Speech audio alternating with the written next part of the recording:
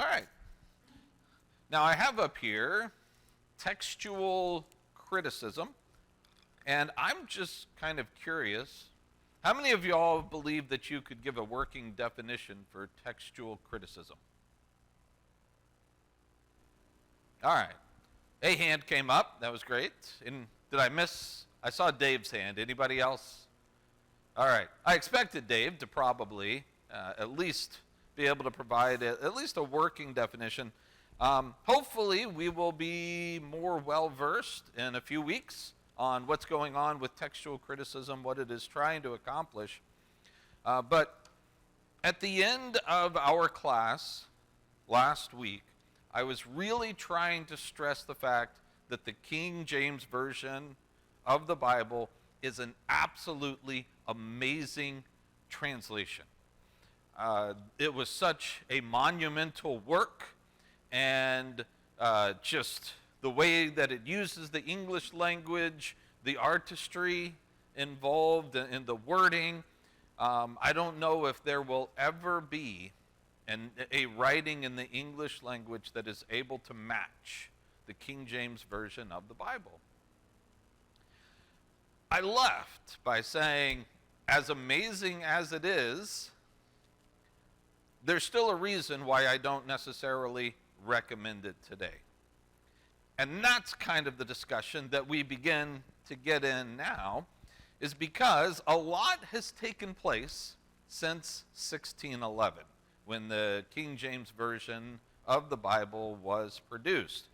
And really a lot of this stems, first of all, from the rise of archaeology as a field of study and something that people are doing. Now, don't hear what I'm not saying. I'm not suggesting that we are the first people in all of time to be concerned about or eager about the things of the past, wanting to dig them up, preserve them and stuff.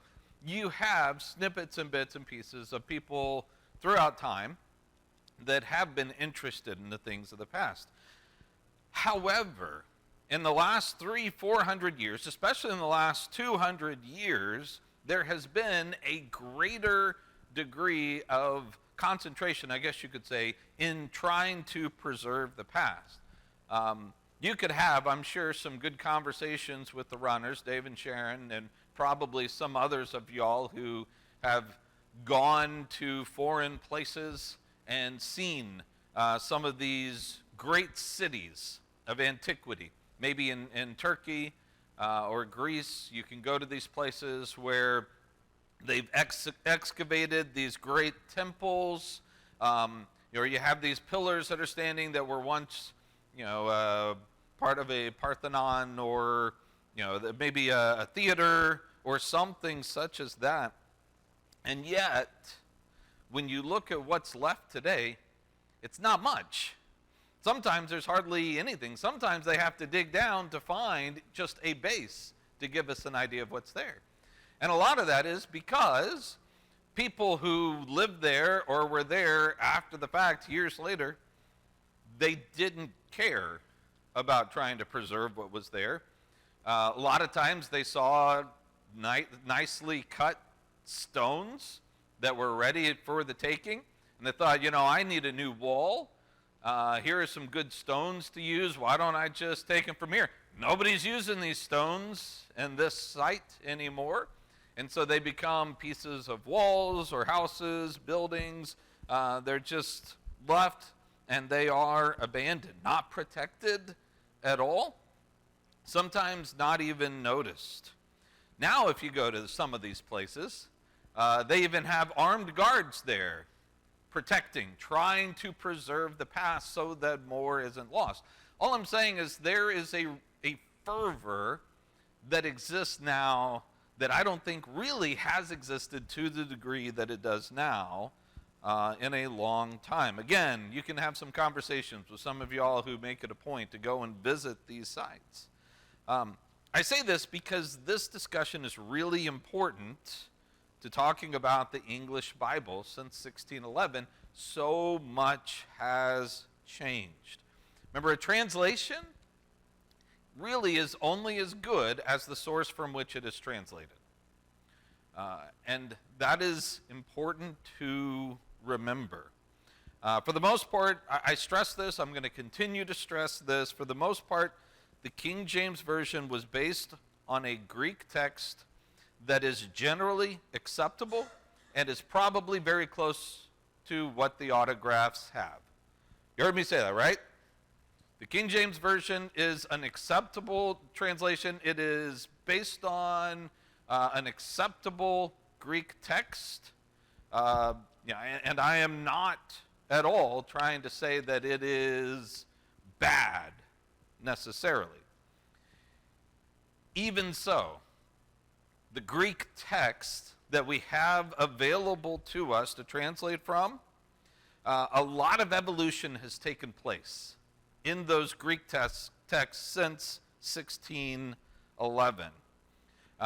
So what we need to do is go and take a look at this evolution and what has taken place there.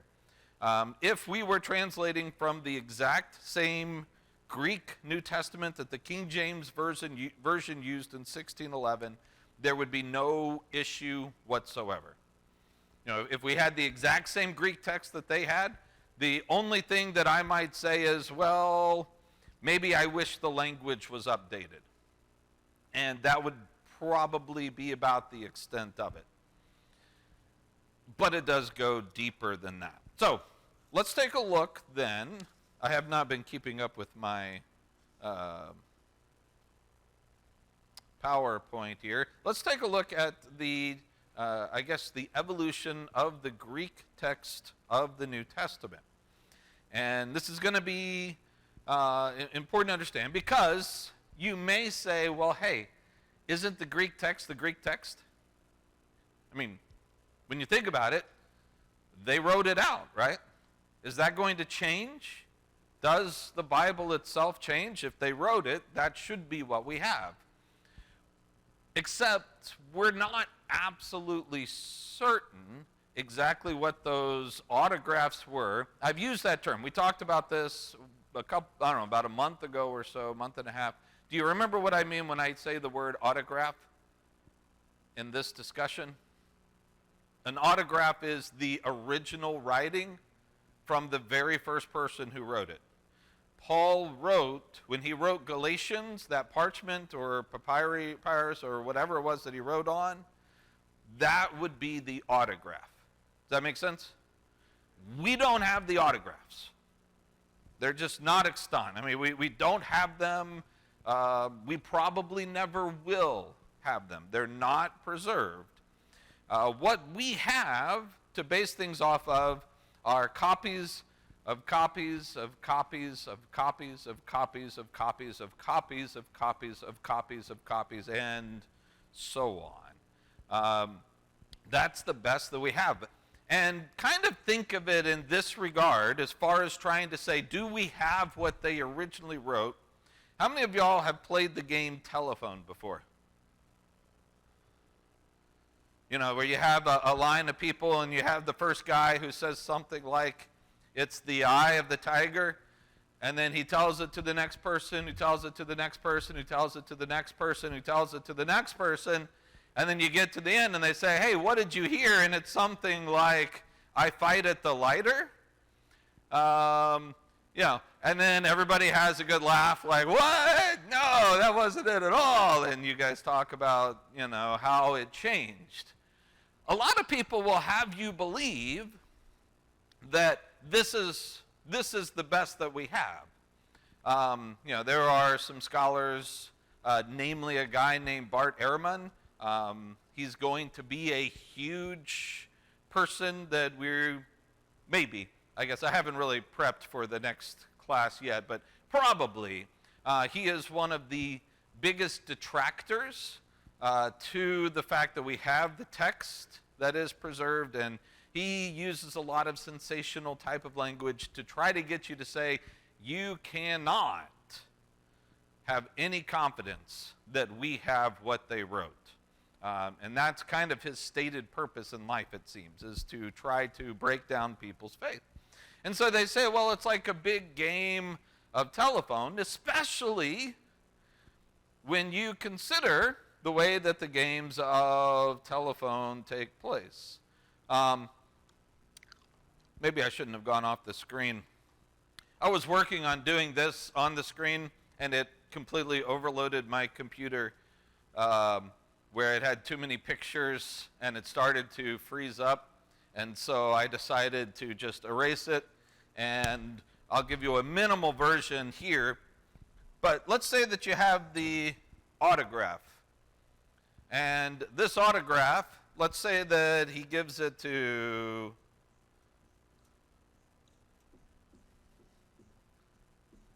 eight people, because that's how many X's I could draw on this board across here. So let's say that the autograph is handed out to these eight people. And let's say that all of these eight people give it to three people.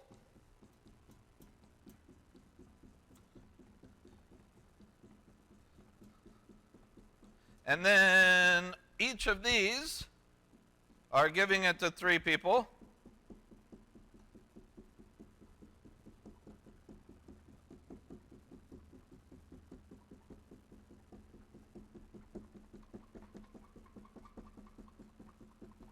All right? And then we can fill up this board, couldn't we? I mean, I just realized just how time-consuming. I was wanting to take it up to about here, but that's just going to take up too much time to start trying to do this. But just imagine that we have this through however many generations of copying that's taking place as these are getting dispersed throughout. And so you have people that say, well, look at this game of telephone. What do you think if he's giving it to all of these people, and they're giving it to who knows how many people, they're continuing on, and you keep going up line by line by line by line by line. You get all the way up in here. We don't have this. We're way up here. Wouldn't it make sense that we probably don't have what they wrote? I mean, is that a fair... If you're answering the thing, I'm going to answer it in just a second. Oh, do you have a question? All right.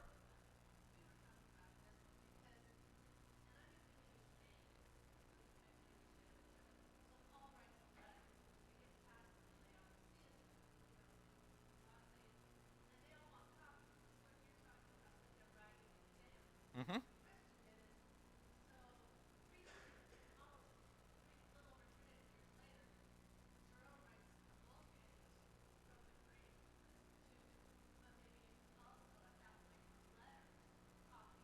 Yeah.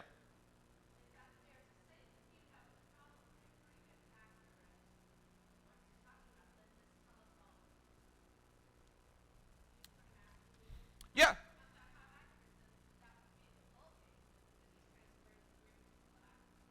Yeah, well, it would be accurate so far as it is a translation. And any translation moves away from the original language. And so, when you have, say, Erasmus in 1516 saying, I don't have a copy of Revelation, so I'm going to instead translate from the Vulgate into Greek, because that's basically what you're saying. Isn't the Vulgate good enough? He's still not going to be able to accurately reproduce the Greek text because he's simply working with a translation. The question is, can we get back to, very specifically, what the Greek text itself was? Kevin, you're looking like you're wanting to say something. Or I just follow along in your conversation, I guess, with especially that many X's on the board. The thing that impressed me up to this point in the translation issue of the Bible has been the type of people that are making those X's. They are people that, it appears from your discussion, were ones who wanted to get it right for the most part. And it would seem that even in what's maybe described as the game here of having all these things out there, that even if you had somebody went rogue in wanting to copy something different, at some point you could go back and look at all that's available and to throw out the one that seems to be off.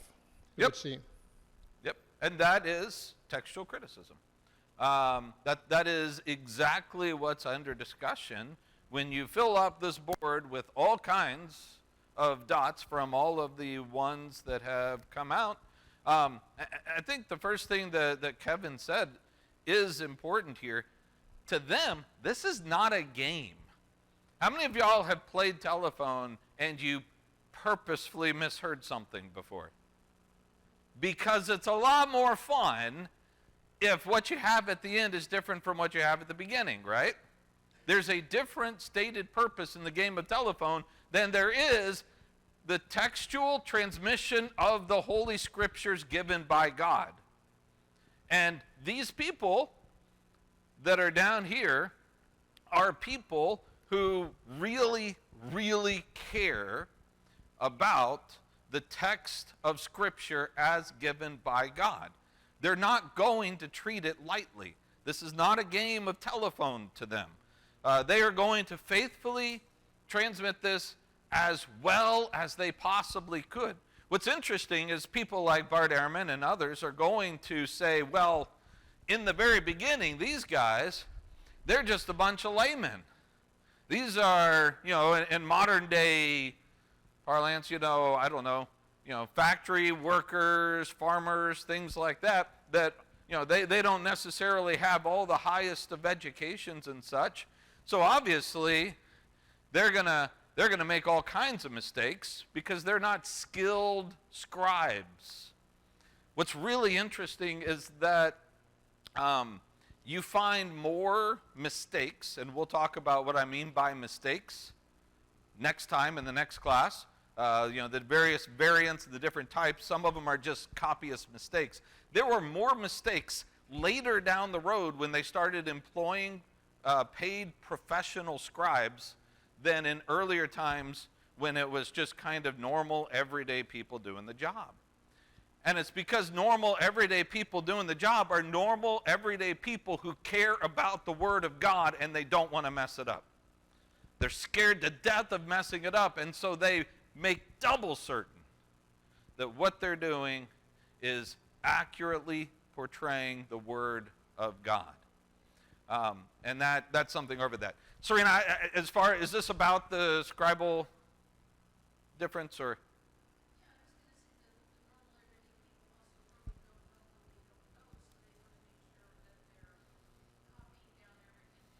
Yep.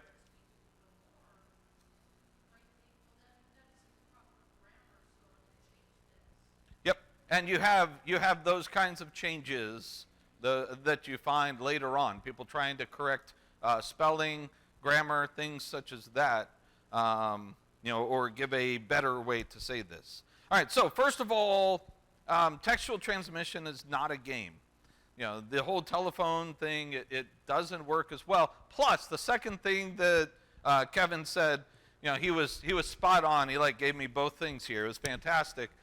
What if you had, pretend these are look marks on here, like I filled up the rest of the board, right? What if you had all of these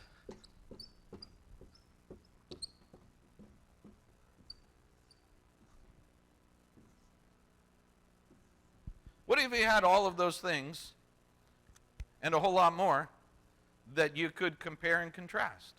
In the game of telephone, are you allowed to ask that last person what they said? No, that's part of the game. You can't re-ask it. You got to just pass on what you heard. With these guys, no. We have found these copies, and we are allowed to go back and look at them, compare and contrast them.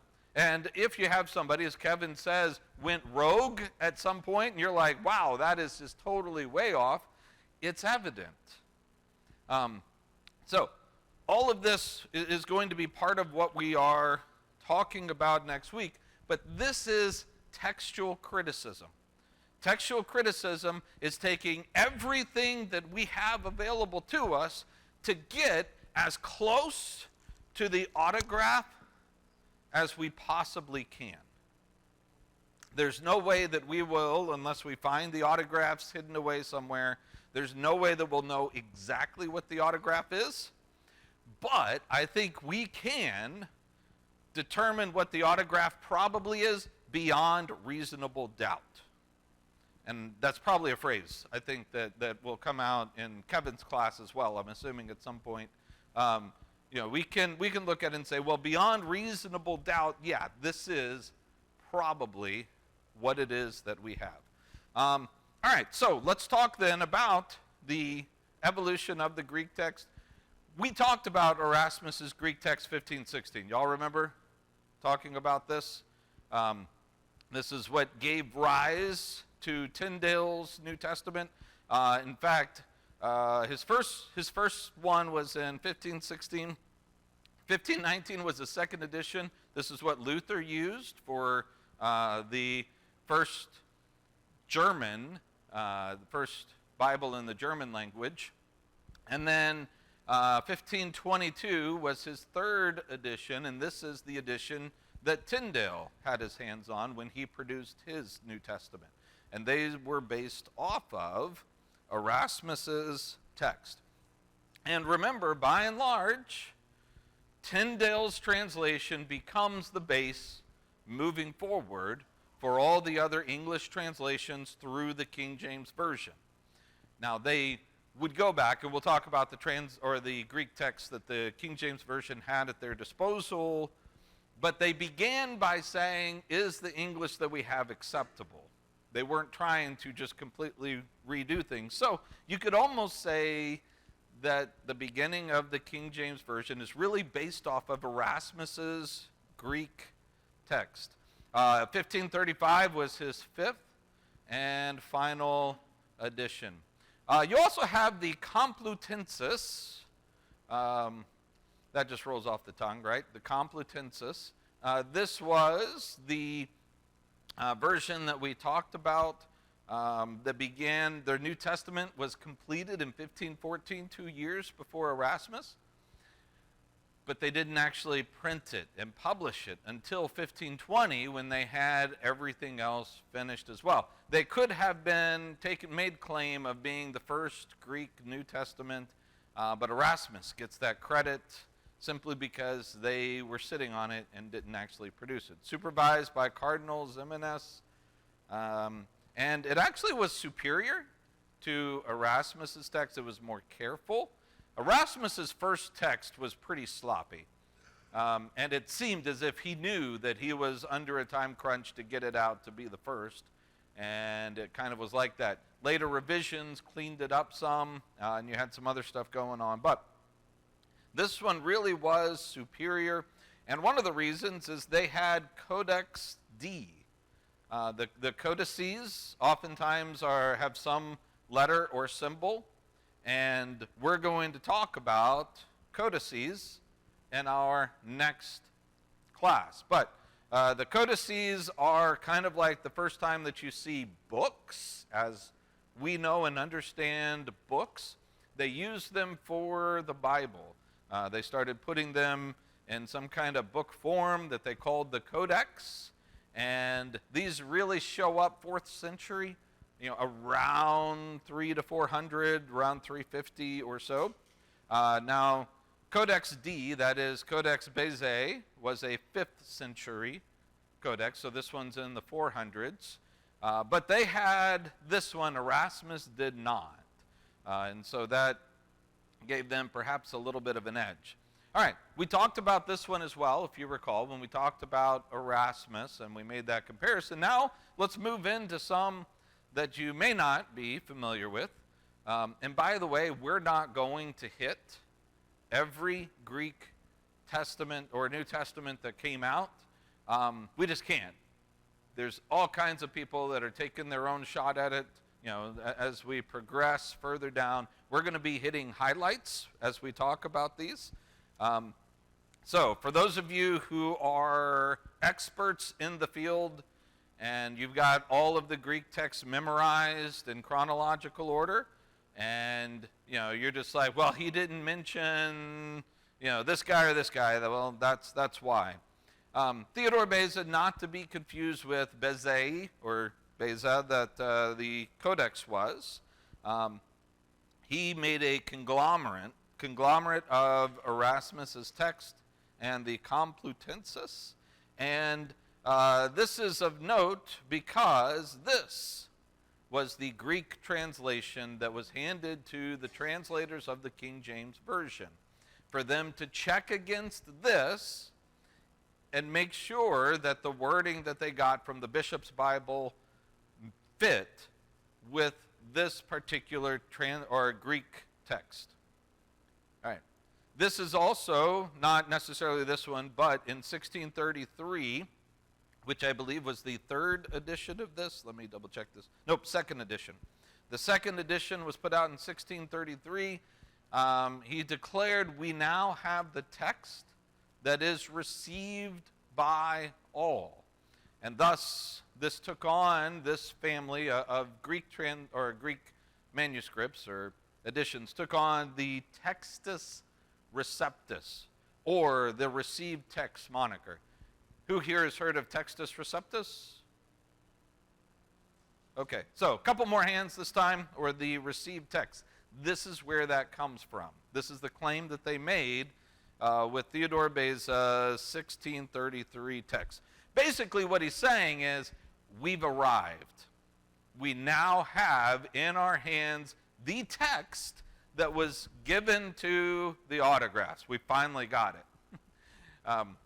Which is kind of ironic because this is a blip on the radar, and a very, very small one at that, because there's a whole lot more to discuss. Other Greek texts that came out during this time frame, Johann Bengel, his text was put out 1751-52. He is important because he was the first to actually discuss textual variants. And in the apparatus, which is the word that's used for these things to talk about the footnotes down on the bottom, he actually made comparison points and talked about different variants. In fact, he kind of got in some hot water for actually discussing variants because most people didn't know that variants existed. And it caused some people to say, wait, hold on. Are you saying that there are different versions of the Greek text that disagree with each other on things? And some scholars were like, you can't tell people that variants exist. Are you trying to undermine their faith? No, you can't actually say this. So he is the first one who kind of broke this ground. Now, variants. Let me define this just very briefly. Again, this is future stuff we're going to spend a lot of time talking about. Variants are differences that are found from one manuscript to another. Differences in the text. Maybe you have, let's see here. Maybe you might have in our game of telephone here, you have one thing over here that says something like the eagles fly over the sea in the summertime.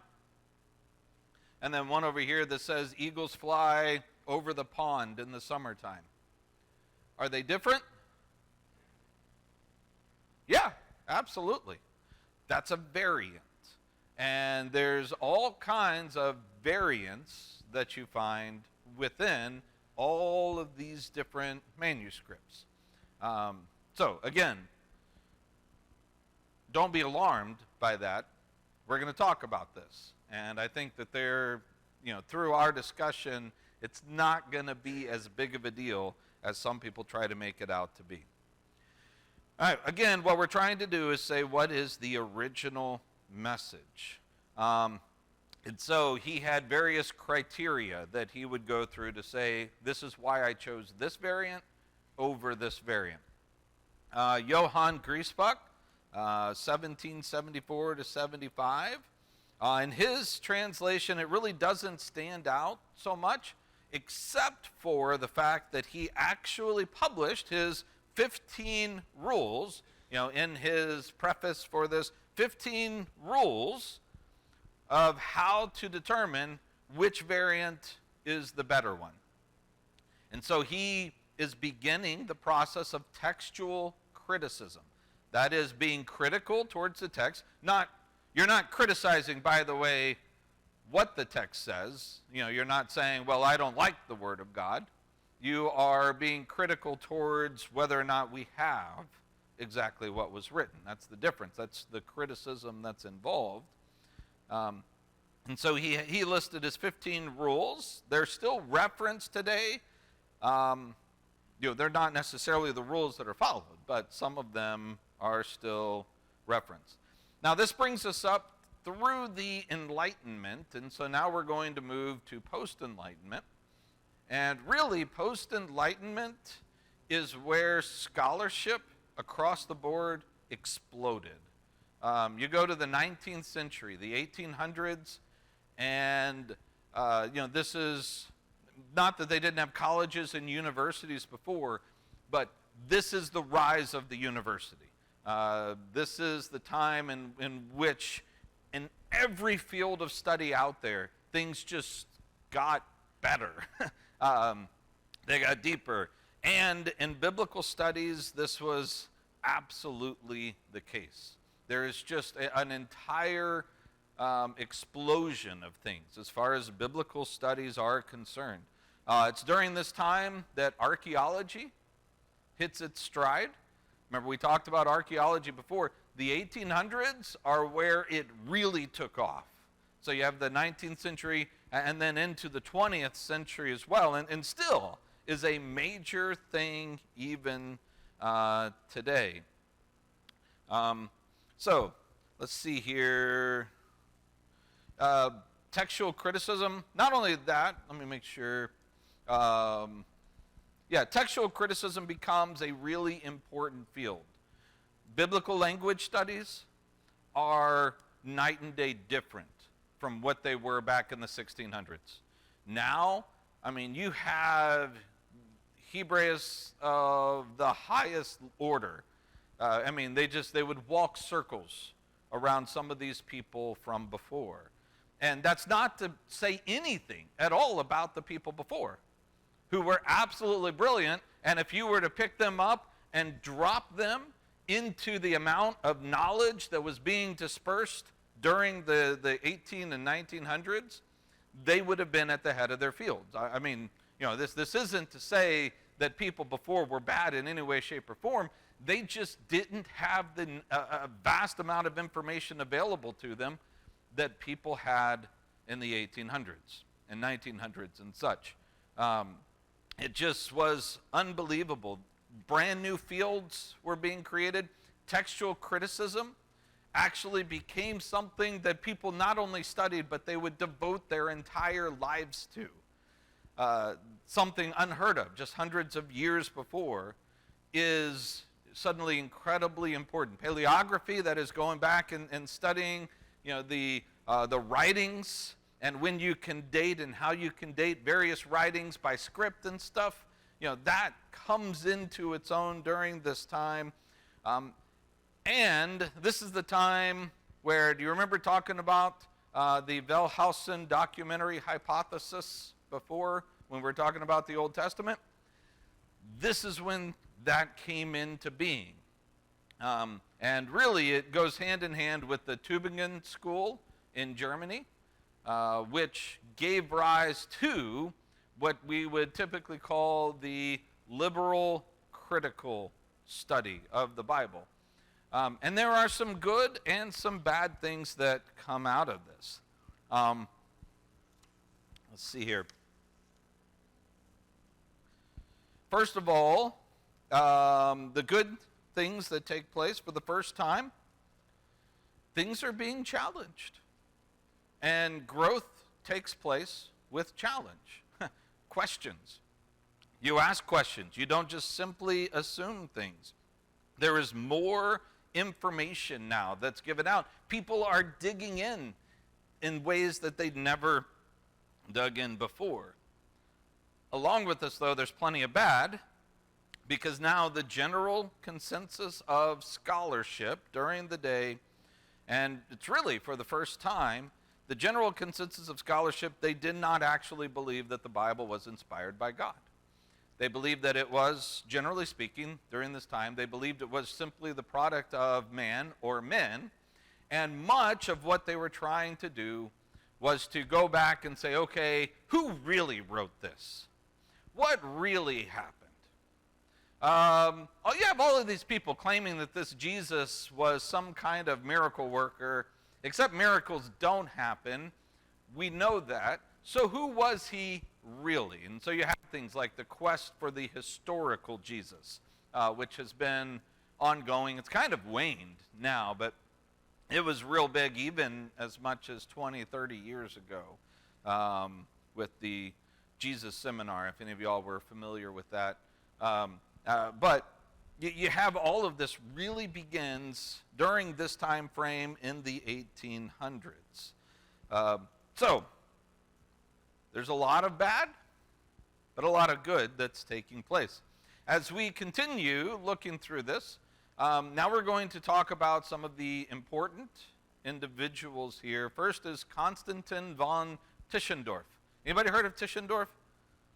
He's one of those guys that some people may have actually heard of in all of this.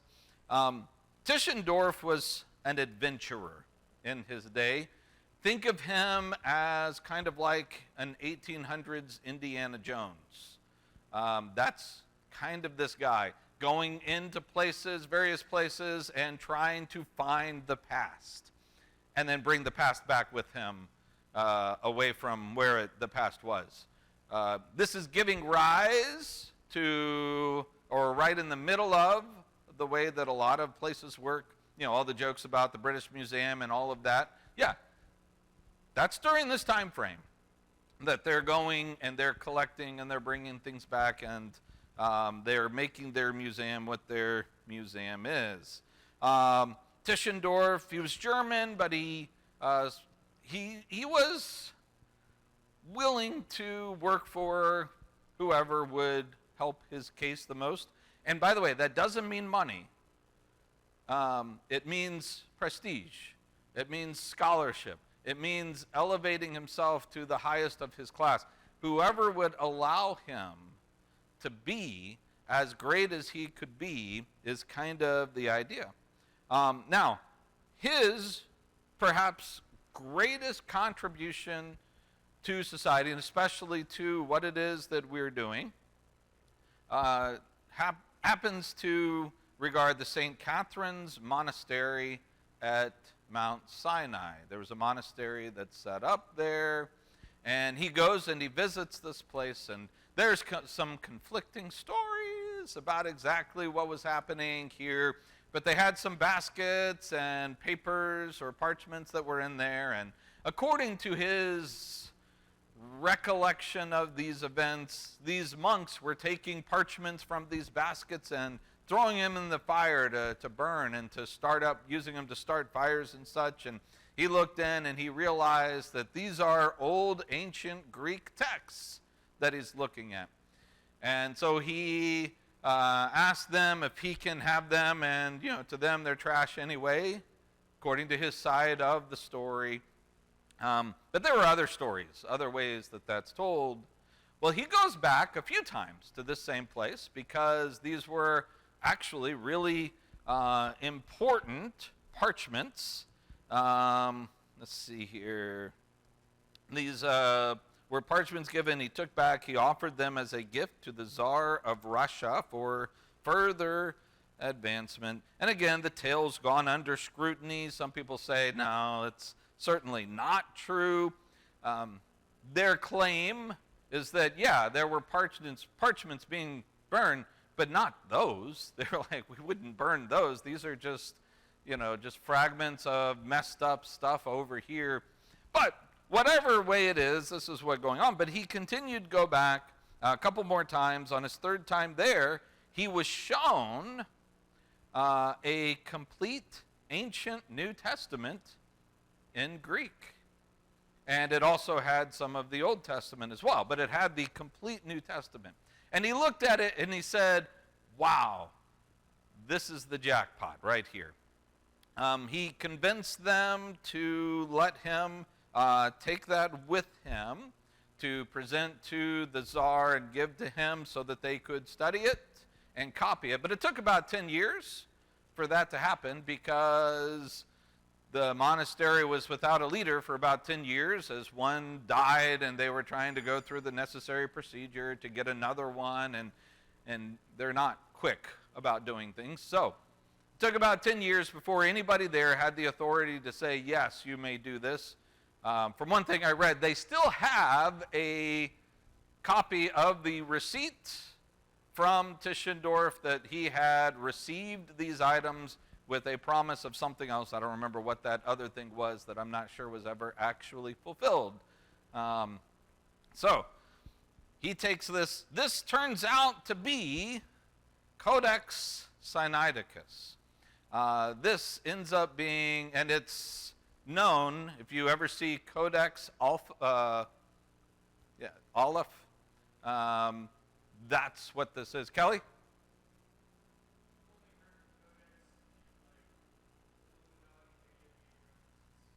Yeah, we'll talk about codices in the next thing, and that'll make a whole lot more sense. But this is Codex Sinaiticus. This turns out to be one of the most important discoveries of textual transmission, the Greek text, all of that, a full, complete New Testament that dates back to the 4th century in the 300s. One of the earliest and one of the, as far as they can tell, most faithful to the original. And so that's now in the British Museum, by the way. It was given to Russia, and then, 1930 something? 1933, after the Bolshevik Revolution, now there's communist atheists who are running the place. They just sold it to the British Museum because they didn't care about it any longer. It meant nothing to them. And so they sold it for, I think, 500,000 pounds or something like that. And again, we'll talk about this later. All right, we're running out of time. We're not going to get through everything tonight. It's going to spill over. But after Tischendorf, who put out his Greek Testament, by the way, we then come to this group called Westcott and Hort. And apparently, these next two slides, I did not put them in a one-at-a-time thing. So, Westcott and Hort put out their translation, 1881. Their translation is very important, but it's not the most important thing that they accomplished.